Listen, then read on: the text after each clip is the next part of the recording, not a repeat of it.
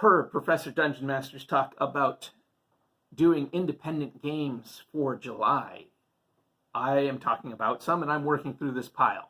You may have already seen some of my previous videos. If not, go ahead and check them out. If you like what I do here, check out my links below where you can support me in any way that you feel is appropriate, and you can always like and subscribe if that is something that you would like to do. The newest addition to the things that is that right? I believe that's true. The newest addition to the things I'm going to talk about in July, SkyCrawl. I just got this. In fact, this video that you're watching may actually post before the video that shows me unboxing this. I can't remember exactly when it's scheduled, but that could happen. SkyCrawl is very cool. Basically, when I read this, this is what I wanted out of Spelljammer.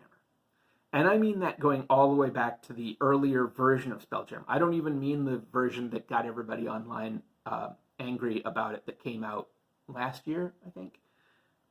But this is what I wanted. This is like, it takes the magical idea of fantasy and spaceships and that sort of thing, and it really builds on it and makes it something useful, gameable, interesting, diverse, and wonderfully creative. It's a short book. You can get this on drive-thru pretty cheap. I think it's like $15, something like that, by Aaron A. Reed. It's kind of like a plug-in or a cap to put on your game. You don't have, it doesn't have to be played with any particular fantasy game. Whatever rule system you want, it's an extra little bit to plug in to then accomplish what this game sets out to do. It sets up this sort of infinite universe of essentially ether, where all these floating things exist. And it's very chaotic, it's very difficult to navigate between these islands, but you get flying ships of various sorts. You fly to these various islands. It gives you toolkits for making ships. It gives you toolkits for making the folk that live throughout this thing that come in infinite varieties. It actually gives you some, just as an idea, it gives you suggestions or some samples. Something like, spindle folk look human except for their long limbs and flipper feet with opposable toes. They avoid gravity, preferring a freewheeling life sailing the skies in ships often stolen from others. Sometimes called pirates, they prefer to say they're unbound by the strictures of others. They're always whirling minds, love a good story or a fresh challenge. So, I mean, that one's a pretty basic, but it's a fun, and those are just samples, but they actually have toolkits in here for making your own. I just, about an hour ago, was rolling up something, and I came up with, they were technological. They made art and machines. They were a folk that made art and machines, and physically they were basically like almost amoeba or slime or something. They were like squishy people, but with whiskers. I was like, well, this is weird. And they lived on the edge of a giant ocean. It was like, it all came out. It was very cool, very weird.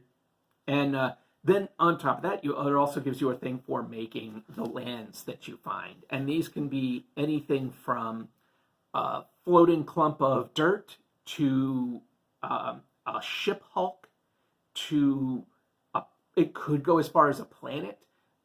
It could be all kinds of different things. And there's also out there are souls, which are, the idea is that the stars aren't stars or suns or whatever. They are these living things that they give off light, but they are themselves living things that perhaps are attracted to lands, and so they might float around near the land, giving the land light and energy and all that sort of thing, but also maybe having their own plans.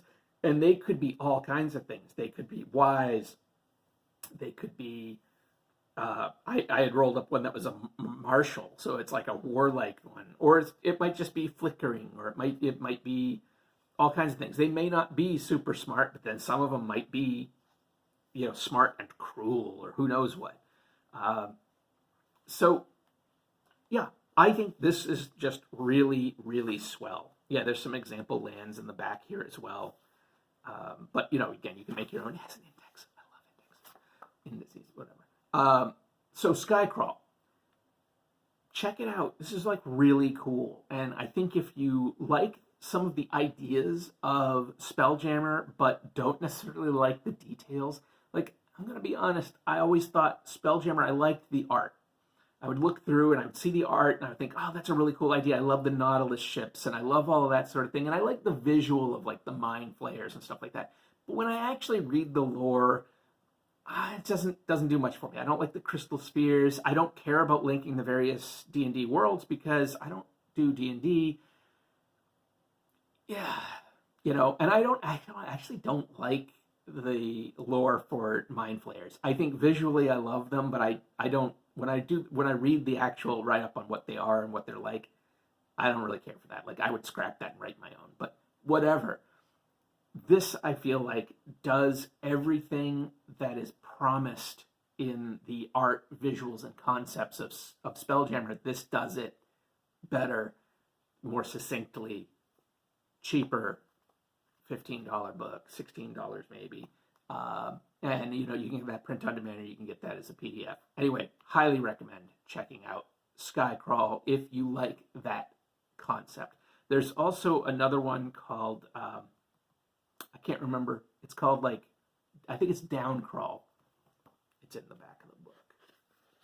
I believe it's called Downcrawl, and it is, yes, here's an ad for it in the back.